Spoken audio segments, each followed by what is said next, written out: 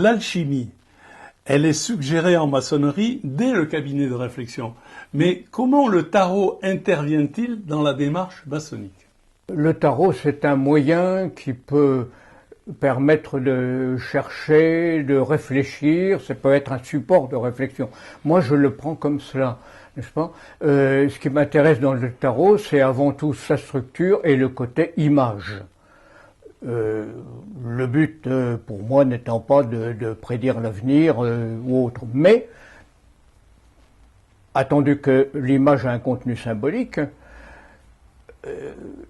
ce côté, justement, ce contenu nous amène à réfléchir sur les symboles, ces symboles qui, par définition, c'est une question de mise en relation de soi-même avec, entre son conscience et son inconscient, si on veut. Bon, comme toute démarche réflexive, c'est une sorte de miroir qui nous renvoie à nous-mêmes, donc qui peut éventuellement se permettre, selon la définition maçonnique, de se connaître soi-même mieux, peut-être. Alors, vous écrivez dans l'ouvrage qui est joint à ce tarot, on se sert du tarot, ouais, mais on fait de l'alchimie. Oui. Alors, quel est le rôle de l'image dans cette modification de servir et faire? Oui. J'ai essayé de faire de l'alchimie. Hein. Il m'est même arrivé dans le temps où j'avais une propriété avec un grand pré de ramasser la rosée les matins du mois de mai. Là. En tout cas, quand je fais de la peinture, j'ai ce côté de l'amour de faire de la peinture. C'est pourquoi je suis sorti un petit peu du mode purement illustratif que je faisais avant, pour quelque chose de plus abstrait, de travailler sur une pensée plus abstraite, essayer de projeter, de façon à être plus près du faire. Beaucoup de gens pensent que le tarot, ça sert à faire de la divination. Et j'ai cru comprendre que, en fait, pour vous, quand vous vous servez du tarot, c'est pour essayer de révéler des énergies. Est-ce que vous pouvez nous en dire un petit peu plus? La réflexion sur le symbole peut être révélatrice, peut nous amener à révéler en nous-mêmes un certain nombre de choses, en nous, pour nous, ou par rapport à notre relation à l'extérieur éventuellement. Bon. Dans ce domaine-là, on peut parler effectivement de divination, c'est-à-dire l'esprit étant branché à ce moment-là sur un mode différent de l'analyse logique, etc. Habituelle. Et là, c'est pour ça qu'il y a une correspondance, je pense, avec le I Ching sur lequel je travaille en ce moment. Le I Ching qui nous offre peut nous révéler une situation dans le présent. C'est à chacun, c'est à vous-même de vous débrouiller. Ça, dans la pensée chinoise, il ne s'agit pas du tout de prédiction. Oui, le problème, c'est à chacun de le traiter en fonction de lui-même. Les arcanes majeures, il y en a 22. Il y en a 22. Et on a constaté que beaucoup d'alphabets avaient 22 lettres. Tout à fait. Alors, c'est les alphabets d'origine. Oui. L'état primaire, si on veut, les premières écritures alphabétiques, l'alphabet grec, l'alphabet runique ou je ne sais quoi, et même l'alphabet latin, enfin, à l'origine, certaines lettres, des 26 lettres de l'alphabet latin ne faisaient pas partie de l'alphabet à l'origine. Le Y ou autres sont venus par la suite. Alors, qu'exprime l'image? Que fait ressentir l'image par rapport à la matière et à l'esprit? C'est ça la question. Les arcanes m'ont intéressé au départ par ce côté image. J'ai fait tout de suite des séries de peintures qui étaient des transpositions de ces images à mon niveau. Et ensuite, je les ai posées.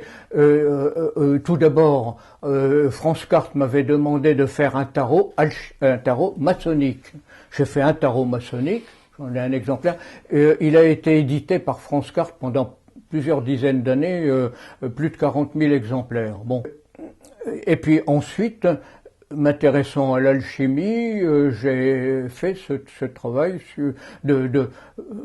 parallèle entre cette démarche de recherche, cette démarche foncière personnelle, entre justement le processus alchimique, le processus, je dirais, maçonnique, mais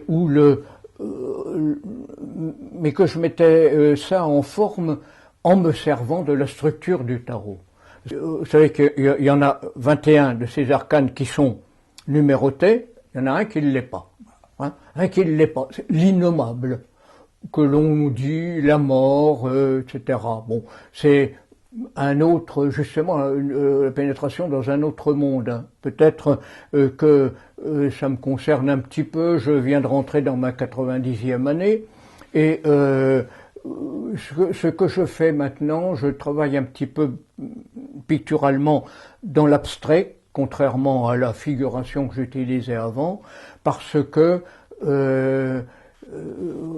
ça m'amène à retravailler picturalement sur le fondement même de la peinture, de la matière picturale, ça qui m'intéresse. Bien. Bon. Alors justement, puisqu'on parle des arcanes et on ne va pas pouvoir en parler des 21, mais j'aimerais que vous nous parliez un petit peu, et je voudrais qu'on commence, j'ai fait ça très rationnellement, avec Isis, la lame 2. Bon. Ouais. Ça n'est pas exactement la carte du tarot des alchimistes, mais enfin c'est... Alors ça, c'est une carte qui correspond à peu près à celle oui. qui est dans le tarot. Oui. Alors, qu'est-ce qu'on peut en dire au niveau du sens, au niveau du laboratoire et de l'oratoire? Pour moi, j'ai associé la papesse, qui est la dénomination traditionnelle du tarot depuis le tarot des Visconti, depuis le 15e siècle, le 14e siècle même. La structure et les appellations, les nominations, tout cela n'a pas bougé, n'a jamais bougé. Hein. Et donc, traditionnellement, il s'agit de la papesse. Bon, faut donner un titre, faut donner un nom. Je l'ai associé à l'idée d'Isis. Isis, qui, pour moi, ça représente un petit peu la porte du sanctuaire, l'ouverture sur l'inconscient. En fait, c'est une carte qui marque un petit peu le passage et la relation entre le conscient et l'inconscient, et entre l'ombre et la lumière, le noir et le blanc, etc. Et alchimiquement parlant, on a lion et le serpent, l'animal rampant, animal terrestre en fait, et le lion qui est un animal solaire au contraire. Et dans l'alchimie, le lion vert, lion rouge, c'est tout un cursus quoi, qui est évoqué là. Bon. Alors, j'ai choisi la résurrection parce que quelque part j'y ai senti une relation avec l'épreuve du 3e degré. Oui, dans le tarot traditionnel, il s'agit du jugement. C'est le nom traditionnel, c'est le jugement. Le jugement, bon, c'est une connotation avec l'idée du jugement final, de la fin du monde et de la résurrection de tous les hommes qui seront jugés selon leurs actes, bien sûr. Et pour l'alchimiste, le jugement, c'est la fin de l'œuvre, en fait. C'est le moment où il va quitter le domaine de la matière pour rentrer dans celui de l'esprit, qui est toute la fonction de la démarche alchimique. Parce que l'alchimiste qui a travaillé pendant des années, des dizaines d'années souvent sur la matière, qui a fait pour faire évoluer la matière d'une matière vile, plomb ou je sais pas quoi, vers l'or métal inaltérable, l'or brillant, l'or solaire. Bon, et lorsqu'il arrive à faire ce qu'on appelle la poudre de projection, capable par projection de transformer le monde entièrement, eh bien, l'alchimiste à ce moment-là s'aperçoit qu'il s'est transformé lui-même. Alors, ma dernière question sera la suivante. Vous donnez des conseils de tirage. C'est le côté pratico-pratique. Pour moi, ces méthodes, c'était un jeu, quoi. C'était un jeu de l'esprit. Hein. C'était pas. Est-ce qu'on peut dire que s'il y avait un conseil global à toutes les méthodes de tirage, ce serait de dire à l'impétrant, à celui qui cherche, que peut-être le tirage c'est une façon de réconcilier le présent avec son devenir? Et le tirage pose aussi effectivement la question du hasard. On tire, on joue avec le hasard.